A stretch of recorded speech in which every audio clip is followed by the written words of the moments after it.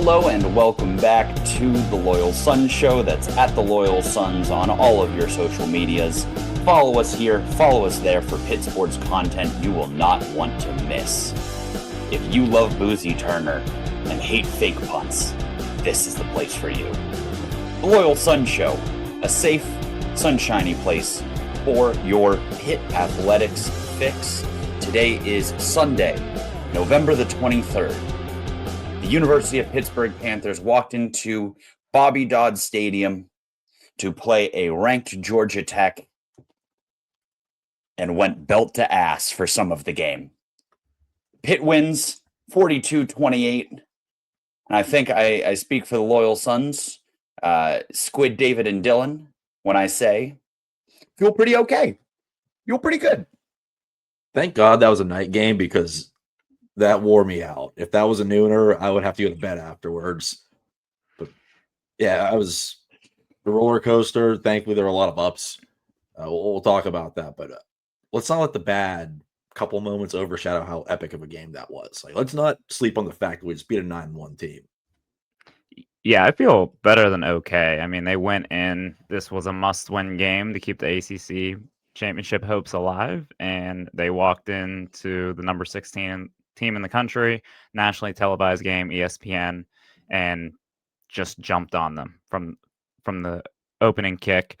Let them back into it, made it a little uncomfortable for probably an hour and a half of real time, but ultimately, a 2-score win on the road over a 9-1 football team. That was one of the better wins, I think, of the Narduzzi era, to be honest. If you just factor in, one of the better, I'm not putting a number on it, but, all things accounted for, number 16 team on the road, legitimate ACC championship implications.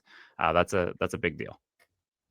So are you both telling me that with a couple hours of hindsight and a whole Panther Lair thread shitting on us for being negative, we now feel a little bit better about Coach Narduzzi and the way that game went down? Yeah, I think if we punt the ball on that 4th and 9, we would have so few things to complain about. Like, if you just look at the box scores, the way the game transpired, the way the defense made plays when they had to, that was an awesome game by Pitt. And aside from a couple of drives in the third quarter, yeah. Are we gonna kick this show off talking about the fake punt? We can't do that, right? No. All right. I was gonna say I have thoughts about it, and I want to. We have to talk about it, but I don't think that's how this show can be started. No, because again, we marched into senior night at a sold-out Bobby Dodd Stadium. Biggest game of Georgia Tech in how long? I mean, they were playing. A win gets them into the ACC title game. Yes.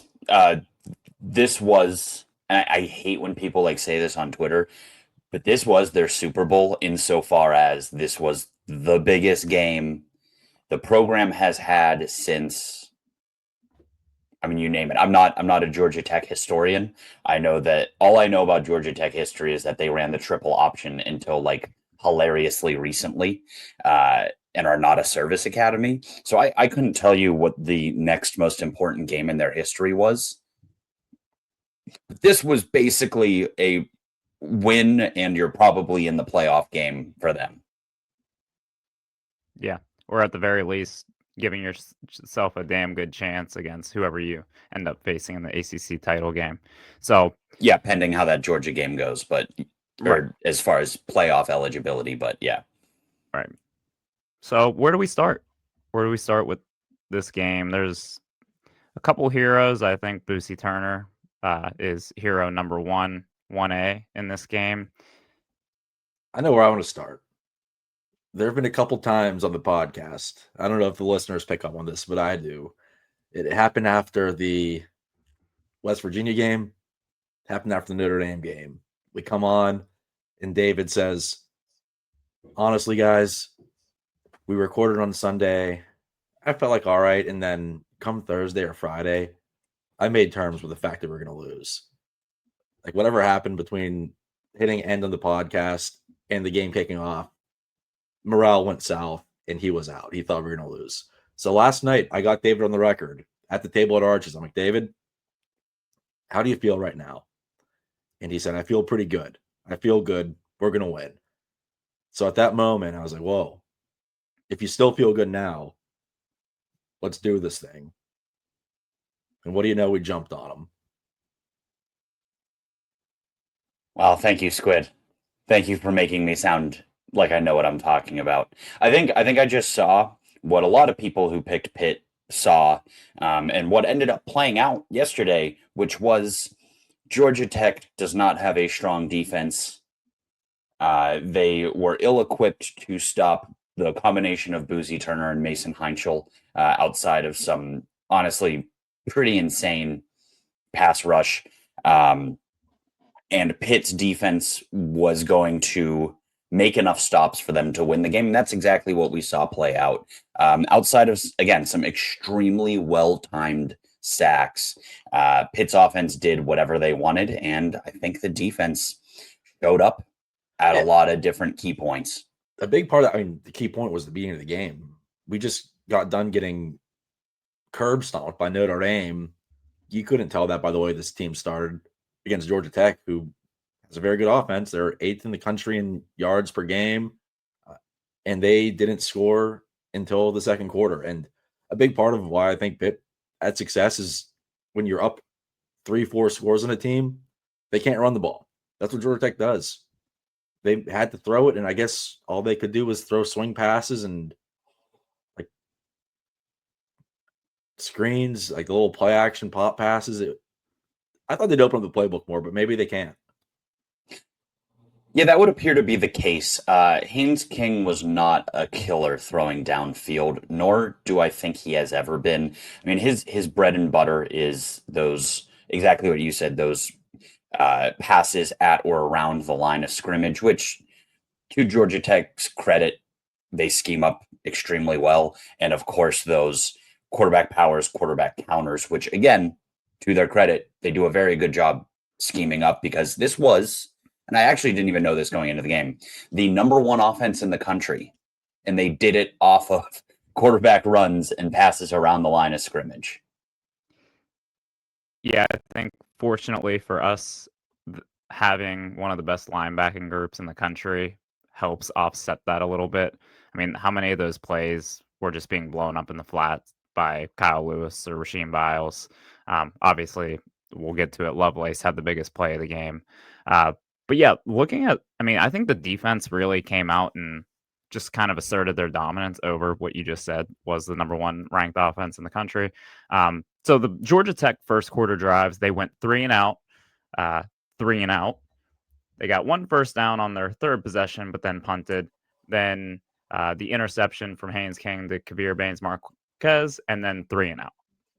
And Pitt was up 21-0 at the end of the third quarter. There was zero sign of life from the Georgia Tech offense. And Haynes King did start to put stuff together later in the game. But for the defense to just come out and suffocate them like that, it really felt like it took the air out of the stadium at Bobby Dodd, and a couple times gave the Mason Heinschel-led offense some really nice field position to capitalize. And then on the offensive side of the ball, offense really just played really clean early on. Yeah, Mason looked calm, cool, and collected. It was good to have him back. The Notre Dame game was a mess. We talked about the offensive line and how Notre Dame was just so much bigger, faster, and stronger. Our offense looked like how we looked the previous 6 weeks, and that was very relieving. Mason wasn't rattled. He was real fired up after that first touchdown. I think we started feeling good after that. Yeah, because I think we're a little snake bit about what happened last year, where Pitt gets blown out by SMU, and it kind of seems like Holstein gets figured out, never looks the same again the rest of the season. There's probably a little bit of fear amongst Pitt fans about that happening again. But as soon as he, breaks free from a collapsing pocket, rolls to his left, and hits Kenny Johnson at the pylon for a 30-yard touchdown, I think those fears immediately washed away. The kid's just good, man. The kid is everything he's been billed to be. Great game by Mason, and I think we're going to go ahead and give this week a big thumbs up for Cade Bell. The offense was moving the ball consistently. I think one of our worries always is, can we pick up yards in the run game? We got a lot of them, but early on, it was just simple. Getting 5 yards on the first down, whether it's a quick pass or a run. And they just marched up the field methodically. They weren't in a whole lot of tough positions like they were in previous weeks where you're trying to convert 3rd and 14. So I love that from Cade Bell. The most balanced game we've had with him as an offensive coordinator, probably. I didn't look that up. This is just off the top of my head, but probably right. I mean, I'm going to say with absolute certainty, we've never had someone run for 200 yards with Cade Bell as our OC. Now, listen, I'm not going to bitch about the result. I do have some issues with some of the sequencing and play calling when things were starting to slip away from us. I don't think that he reacted well to the pressure Georgia Tech was sending at Mason. I would have loved a little tunnel screen or something at some point. Didn't seem to have much of an answer for that. But when it comes to Cade Bell, we're always going to have critiques. Our fifth most recent DM on the Loyal Sons account is us telling him he's a moron. But you can't really argue with the result when it's good. And we had over 400 yards and scored 42 points, and a true freshman running back ran for 200 yards, and our true freshman quarterback threw for 226 and 2 touchdowns on 20 of 27 passing. So ran for one too. Gave the little Kenny ran for finger one roll into the end zone. That Chef's melted kiss. me. Beautiful. Yeah, I think Cade Bell still has that little crisis of like, when we have a lead, we've blown multiple 2-score leads this season. I don't know if he knows, like, should I keep going fast, being aggressive, or should I try to take the pedal off the gas a little bit? Whenever we're in that situation, I feel like it's a little bit dicey, but ultimately, end of the fourth quarter, when you need to move the ball, they did. So I'm glad we figured that out, and it wasn't too extended of a problem. No, that's a good call out, Squid, because I think, yeah, with his, his whole thing when he was coming in was play fast, score faster. So I do think there is a little bit of a adjustment with the offense, and the offense honestly looks a little bit out of sorts when they do try to slow it down. But also when you're up 2, 3 scores in a game like this, and you're sitting there. I know a couple times was like, why are we snapping the ball with 20 seconds left on the play clock? But Right. also, we had like 3 straight 3-and-outs in the second half when they're trying to play with that lead. So it does seem like this offense struggles a little bit if they're not in that go, go, go mode. So yeah, I think that's kind of the give and take you get with the Cade Bell offense. We've slammed him several times this year, but I think if we really step back and look at it, the season as a whole, to see what he's done with a true freshman quarterback. I mean, the offense has played well enough in most games. I mean, Notre Dame was pretty pathetic, but we're past that at this point. I think he knows what he's doing. There's some flaws, but I think that's the case with essentially any offensive coordinator in football. So you're always going to blame someone about a play call here or there. I think we've gone too long without effusively praising Boozy Turner. Yeah. Like, great job, Mason. Great job, Cade Bell. Boozy Turner ran the football 21 times for 201 yards on an offense where running the football has been more than an afterthought the entire season, the entire last 2 years. He was unbelievable. He was impossible to bring down in space. He ran tough. His vision was incredible, and he was just ripping off chunk after chunk after chunk, including one particularly large chunk, a 56-yard touchdown run with about 2 minutes left to put the game away. Guys, how do you feel about your true freshman running back in a game where our All-American running back was ruled out the morning of? He's awesome. And you said earlier, hey, this Squid, this is the best the running game, most balanced the running game has been, or the offense has been with the running game.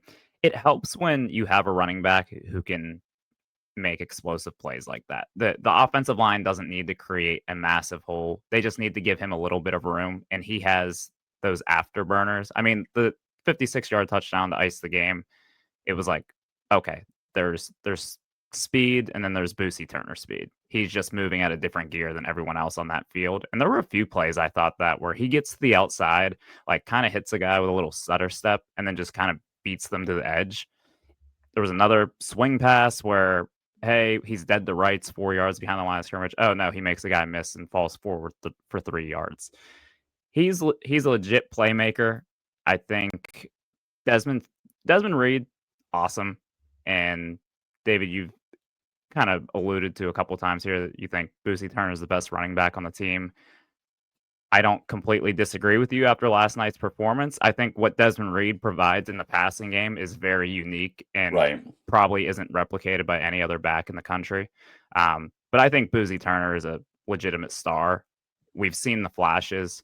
He's had a couple big games now, but last night was on national television, like hey, college football, America, I'm here.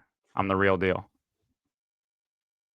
I want to be careful about how I say this because I do love Des Reed. Like one of one in his particular skill set and what he can do on a football field, not just for Pitt in recent years, but I think right now amongst running backs across the country. I was definitely getting to the point, especially this week, and we had conversations about this, where I was kind of over the Des Reed experience, which is he's banged up going into a game. He gives it a go. Heroic of him. But then we try to run the offense through him only for him to be knocked out in the second or third quarter. And then we're like, well, what do we do now? So I love that. I wasn't horribly disappointed when I found out that he wouldn't be playing, which I know sounds crazy, but I just wanted to see a game where we went into it knowing we're going to need to win with Boozy Turner. We're going to need to win through Boozy Turner and what that would look like. And I got to say, not upset with the results. I think he offers something very, very different from Des Reed. It kind of makes me wish, looking back on certain games this season, that he was the feature back, and then we did use Desmond Reed more as a secret weapon. You know, he would get his 10, 12 touches a game, but a little bit more creatively and certainly not between the tackles. But hey, I have no complaints about Des Reed, about how things have really gone thus far. Maybe it would have. I just wanted to add with Des Reed, you mentioned that he's heroically played through injury. Like, I've seen a couple people now, like just Twitter people are always going to say stuff. Everyone has different opinions, but I've seen a couple people mention like Des Reed, he's always hurt. He's always hurt. Like, he's really been dealing with the same injury all season, and he's probably come back too early from that injury 2 or 3 times. And like, it is what it is at this point.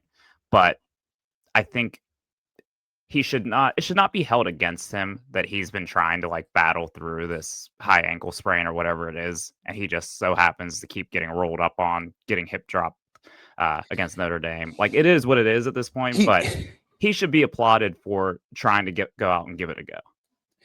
He's like 5'7", 160 playing Division I football. It's gonna happen. Yeah. Boozy's great. I think he's so good at the outside run, but it was extra nice to see the clinching one was up the middle, because that's what we talked about.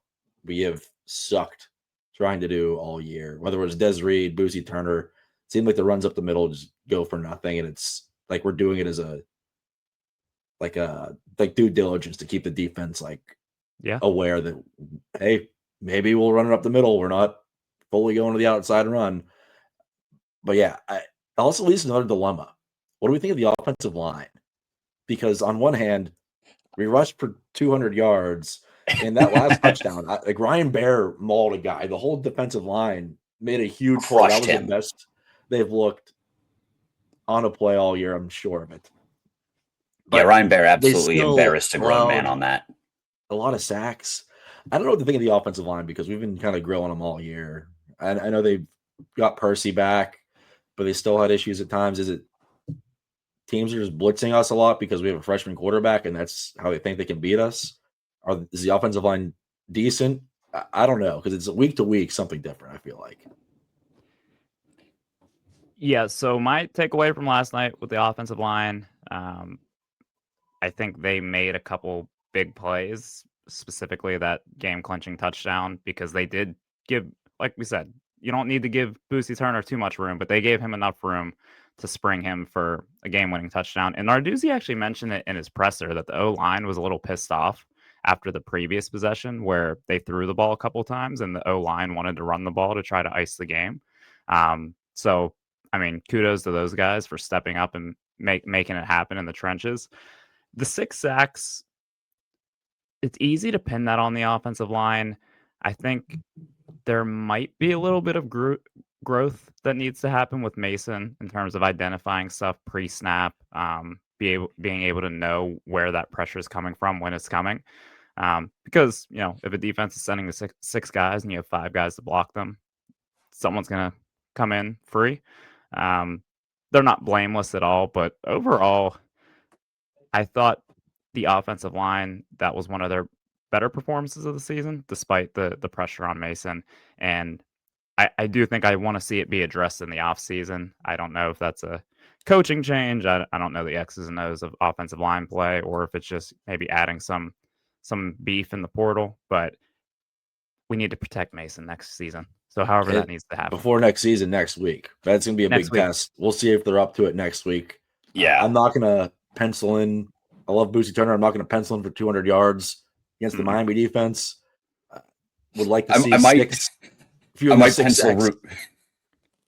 might pencil Ruben Bain in for 3 sacks, though. Yeah, so we'll see how that goes. Is there anything else we want to talk about the offensive line? Because I think it's time we talk about when the game began to shift a little bit. Yeah, I just want to note really quickly, the offensive line is going to be a major storyline from this game. And you guys hit on a ton of very correct points, Dylan, especially. I started thinking if there was a Mason element to this as well. Sometimes he hangs on to the ball a little bit longer than he needs to. And maybe it is a pre-snap thing. I will say I thought the 6 sacks versus the 200 yards rushing is an interesting data point because any offensive lineman will tell you that they prefer run blocking to pass blocking because you get to go downhill and maul people and drive them off the ball. Whereas when you are constantly dropping into pass pro, you're just wearing a guy into your chest plate, play after play after play. And they almost looked elated to have the opportunity yesterday to get downhill, put a helmet on a helmet, and just drive people off the ball. So and they knew it. They were rushing for 10 yards a carry. They were probably like, we're dominating these guys on the ground. Like, let us keep doing it. It's not like it was all of a sudden they started running the ball well. They've been running it well all night. Yeah. So, I'm sure that was a huge, huge weight off the line's shoulders to go into a game and dominate it by running the ball and be able to point to that because we have not dominated a game by running the ball at any point in the last 2 years. So it'll just be interesting to see the balance going forward as far as how much more we're going to run the ball in the future and what adjustments they're going to make in pass pro because they have to figure something out and they have to figure something out fast this week with Miami coming down. One of the best pass rushes in college football. So we talked about a lot of the position groups, key players. Overall, very happy in hindsight. Let's talk about that middle portion of the game when things got a little bit dicey.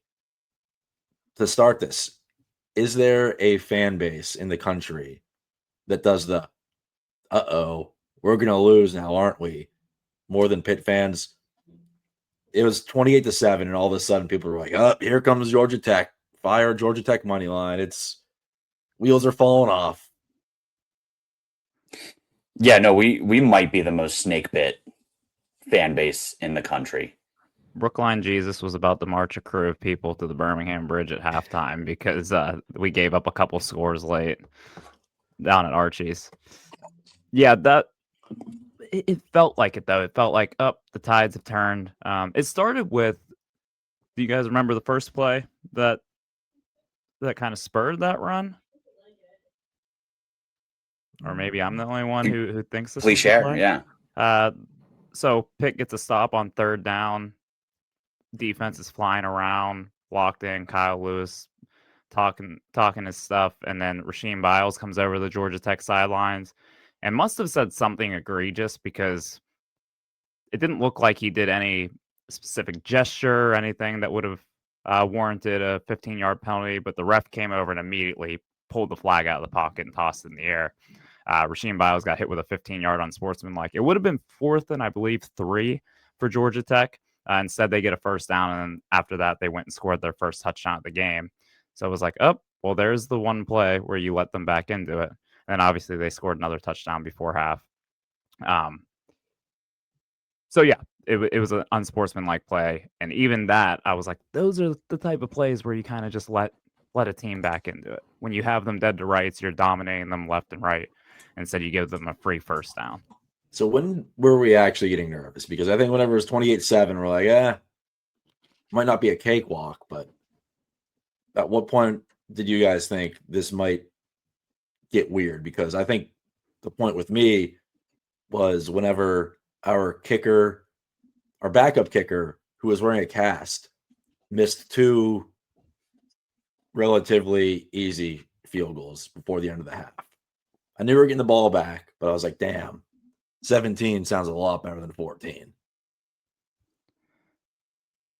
Yeah, the 2 missed field goals back to back felt like a very bad omen with your backup kicker wearing a cast on one hand, and then after the first kick, he kind of went down and like grabbed the back of his plant leg, and then was like limping around. It's like, okay, well, he's now hurt on 2 of his 4 limbs.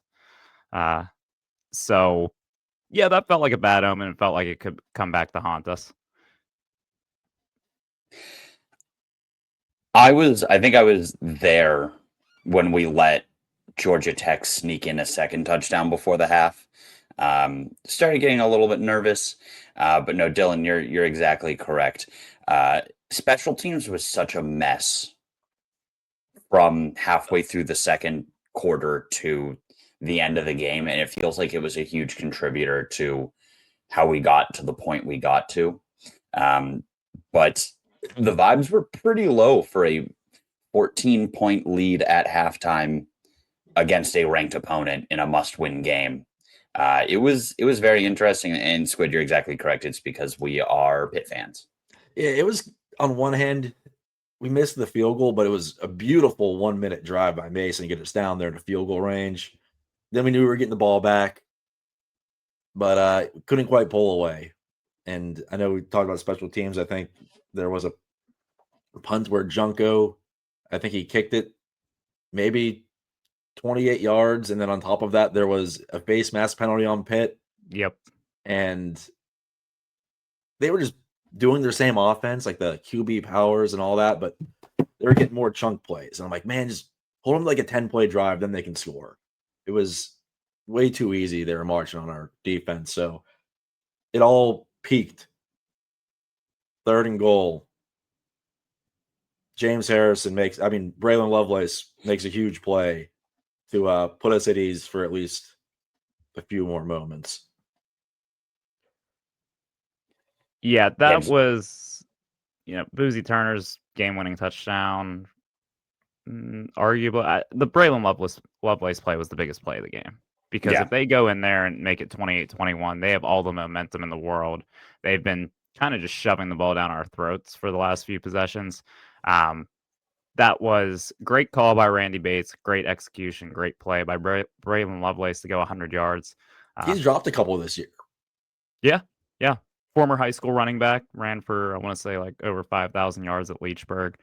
And just aside on Braylon Lovelace, because this is a topic that gets brought up in Pitt circles quite often about their lack of ability or willingness or desire to recruit the Whitfield.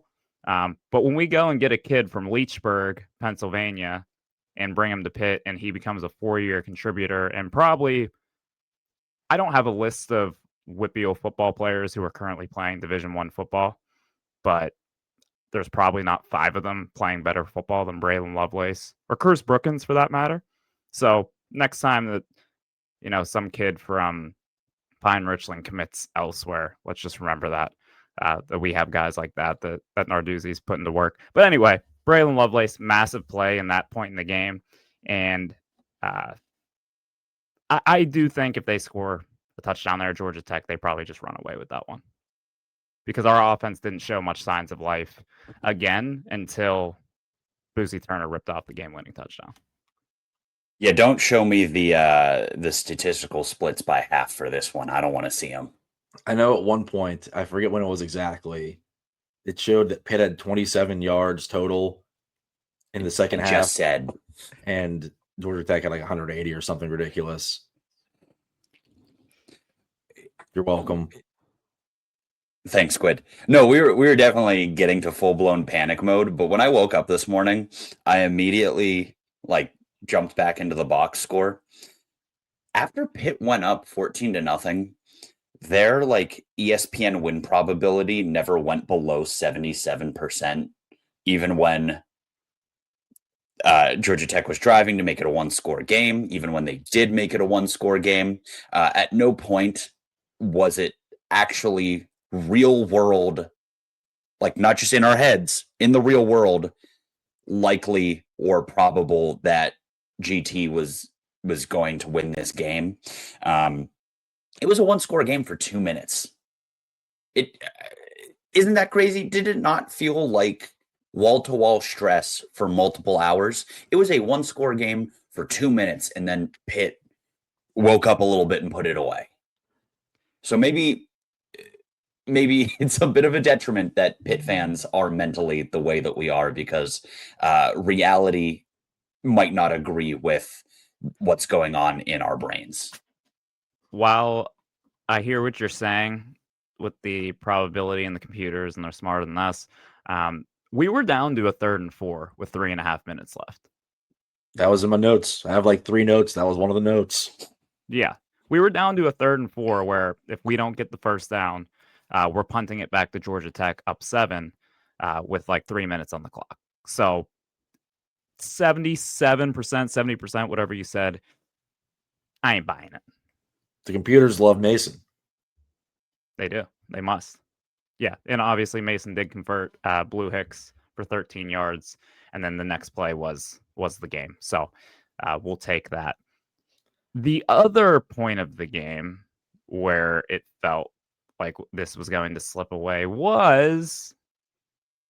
Drum roll, please. The fake punt on 4th and 9. The Good fake Lord. punt on 4th down and 9 yards to go. I don't know if the listeners saw what we tweeted. It has to be a pretty ridiculous play for all 3 of us to tweet within the same 1 minute span about the same thing. That happened. We all had a slightly different version of "Are you serious, Narduzzi? What are we thinking here?"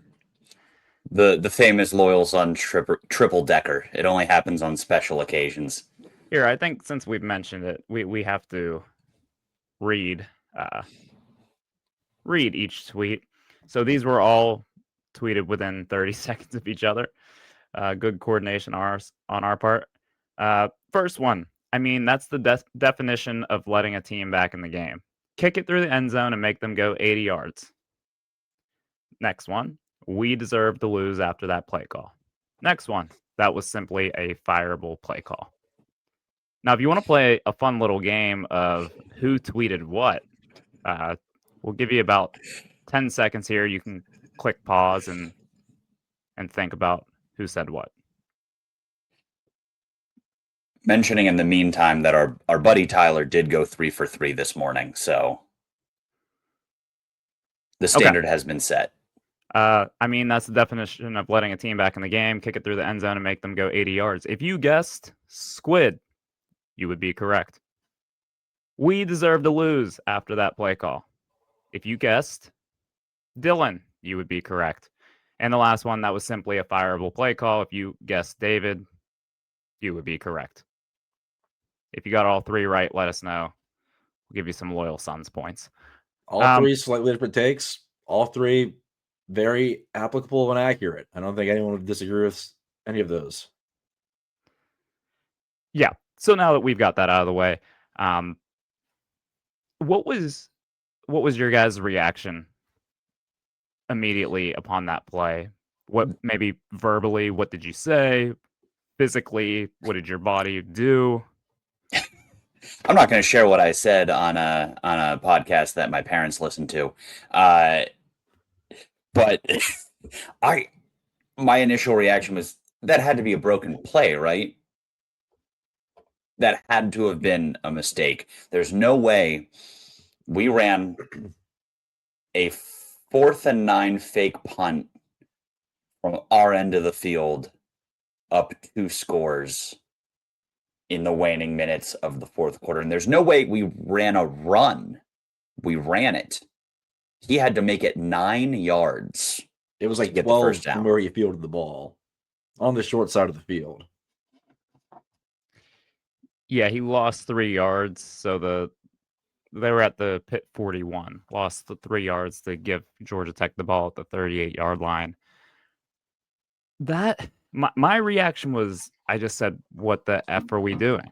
What are we doing? What is Narduzzi doing? Are we serious?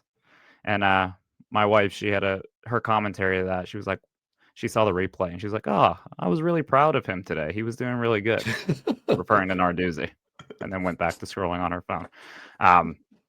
So yeah, that was, man, so I texted you guys this during the game. I think we were all just too locked in to really think about it further. I mean, do you think that's a call directly from Narduzzi? Do you think he's going, hey, let's go with the fake punt here? Do you think that's special teams coach Branowski? Do you think he's like, hey, dudes, we got this look. I think we can get it. And then Narduzzi gives the green light. I know this isn't as simple as like Madden, where they just have like one fake punt direct snap in the playbook. I'm sure this is something they scheme and they have film on, and they're like, well, if we get this look, we think we can get it. Yeah, but maybe like in the second quarter. It's also, if it was like 4th and 4, I still don't like doing it. I still think you flip the field and make them have a long drive on you. But if it's like 4th and 4, I mean, maybe if you really like the look, you can pick up 4 yards. They did it 9 yards. I know he stumbles, but even if he gets to the edge, there's not a whole lot of room to get 9 yards. So in like the context of the game, if you don't get this, you're giving them a short field. They have a sellout crowd. All the momentum is now theirs. The defense has been playing pretty good. I know they were struggling a little bit. Georgia Tech was getting some momentum on their offense, but like a sheer numbers game, there's not that much time left. Even if they do march on us, it's wasting the 3 minutes. Instead, you're giving the ball at the 40-yard line. One pass play, they're in the red zone. It's like, damn. We just handed that. We just allowed them to step right back into this football game. Yeah. Everything about our special teams play in that game was catastrophic, which is crazy because I feel like typically we're pretty efficient as a special teams unit. Jacob Bernowski is our special teams coordinator.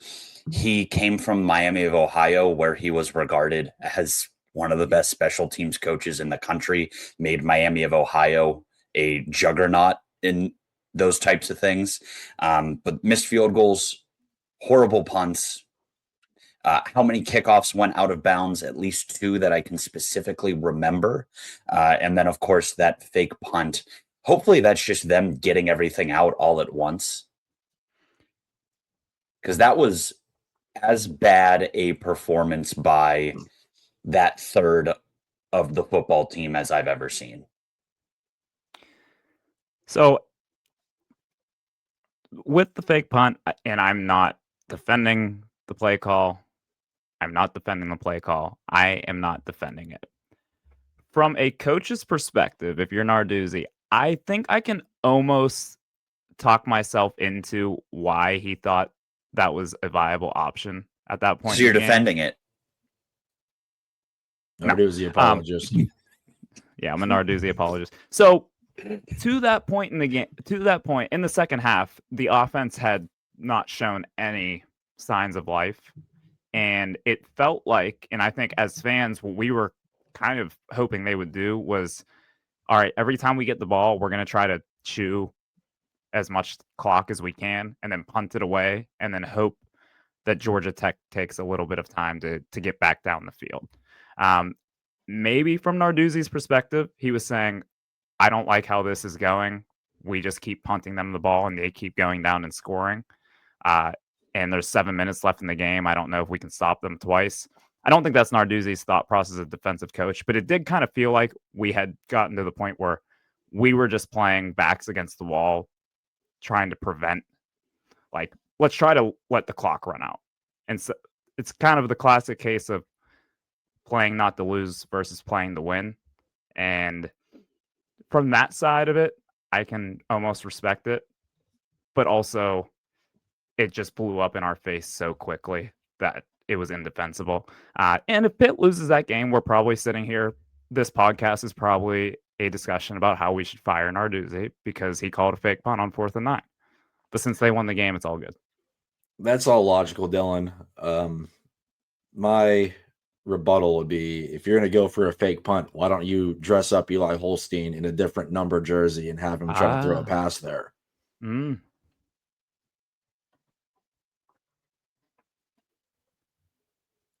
It's a good point. It's illegal, but apparently something you can get away with. So I'm happy to move on from fake punt gate. Yeah, I'm just going to say also, we were proud of Narduzzi before that, at least Natalie was. But I was proud after the fact that he didn't try to take a victory lap of like, oh, we still won anyway, it's fine. He put his hand up. He said, quote, I'm a dumbass. It was me being a coach trying to make a play.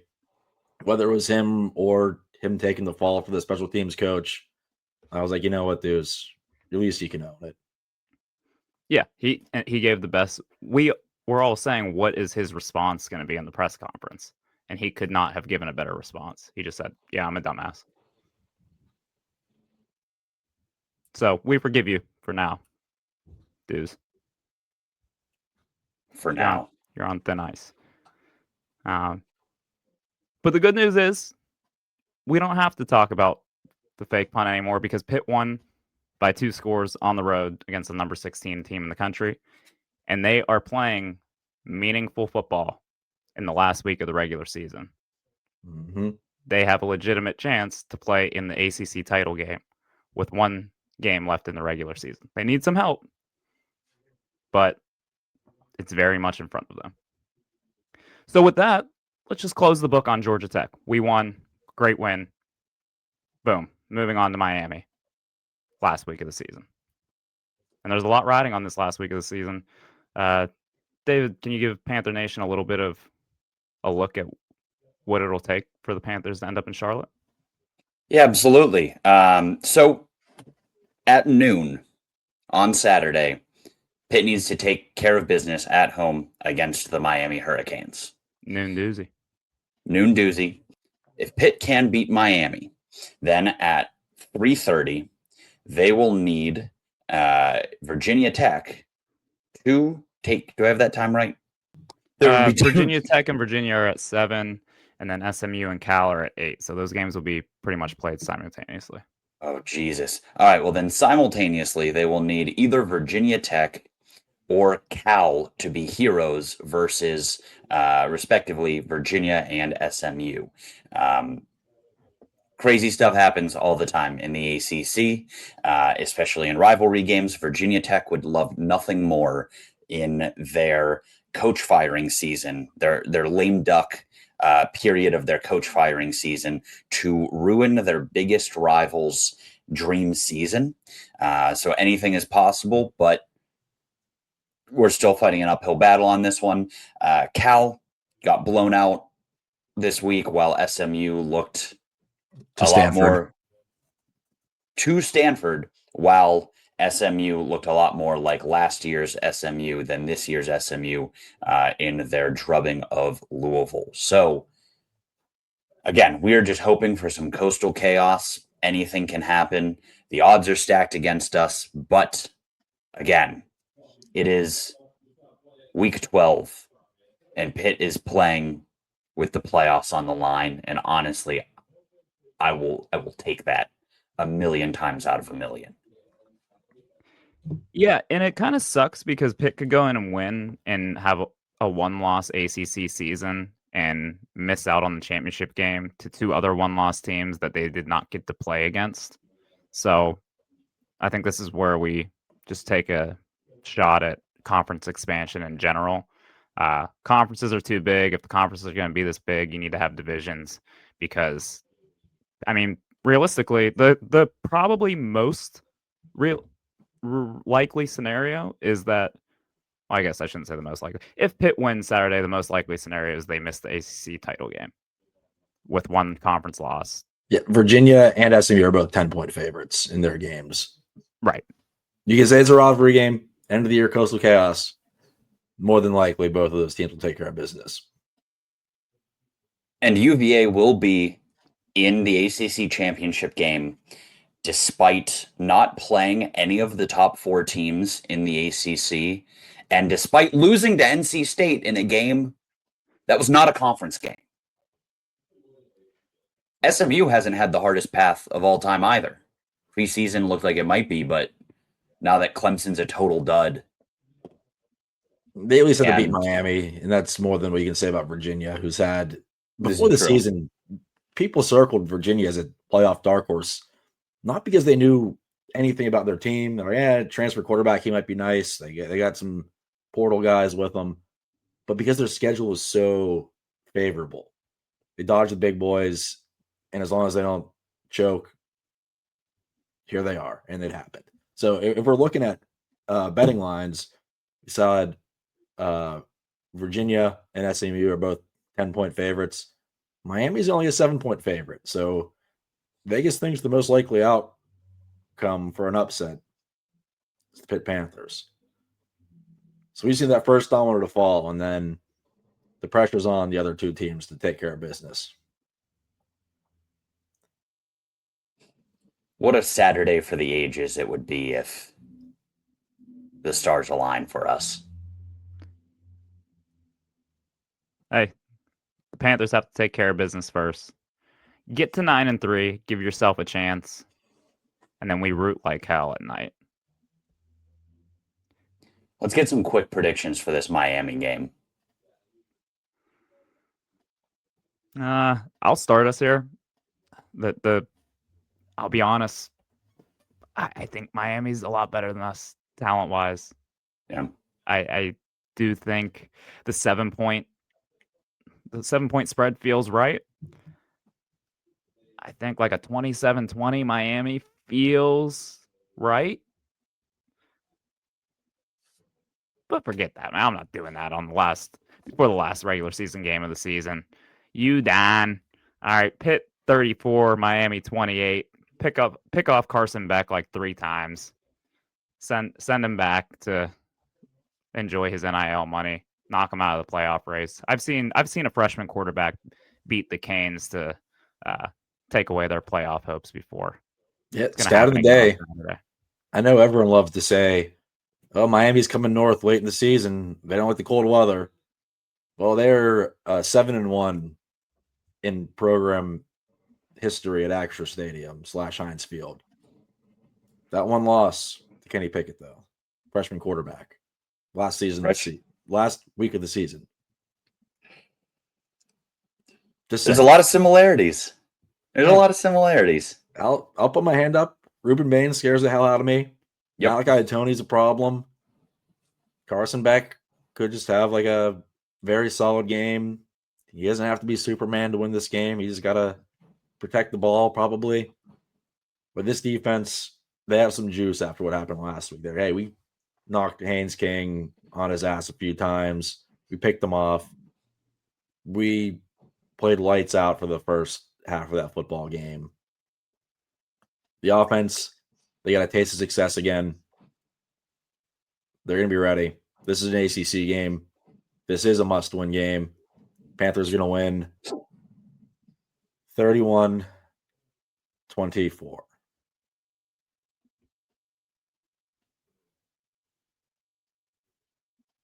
I wish I shared my co-host's optimism. If I'm being honest with myself, this feels like a very hard fought loss that gets away from us a little bit at the end. I think Pitt's going to play him tough. I think we're going to swing above our weight class. I think Coach Narduzzi teams play extremely well in games that he thinks matters. Which this one is. This one counts. So he'll get the boys ready as he had them coming out firing against Georgia Tech. I just think we're more likely to see like a 38-24. That was at one point like a 24-24 or a 31-24 with, Pitt having the opportunity to make it closer and then Miami gets a knockout punch. I think at the end of the day, the boys will make us proud. I don't know, nor do I think that this season ends in a trip to the ACC championship. But I do think we walk away from this season pretty damn proud of what this team was able to do after a 2-2 start and things looking very, very dead. And it will make us real excited about next season with this youth revolution we got going on this roster. But I don't know if I see it happening on Saturday. Hope I'm wrong. Praying I'm wrong. I feel that. And honestly, I think it won't feel like it on Saturday, but after a few days, if Pitt were to lose, and I hate to have this conversation, I feel like they're kind of playing with house money. I think if they finish with 8 wins with a chance to get 9 in a bowl game, I'll feel like this was a pretty successful season, especially because we know we have our quarterback of the future. And running back and some corners and some safeties of the future. Yeah. So I feel good moving forward with the team regardless, but I'm not really ready to start thinking about 2026 just yet. Well, maybe like January of 2026. Whoa. No. Go get it done Saturday. Get it done at noon and just give ourselves a chance. Let the ACC figure out the rest. Any closing thoughts, fellas, or can we leave it there? Please beat Miami. What's there left to say but please win? Please win. Please win. Please win. Unless you are SMU or Virginia, then please lose. But Pitt, please win. Thanks for tuning in. As always, hail loyal sons of Pittsburgh.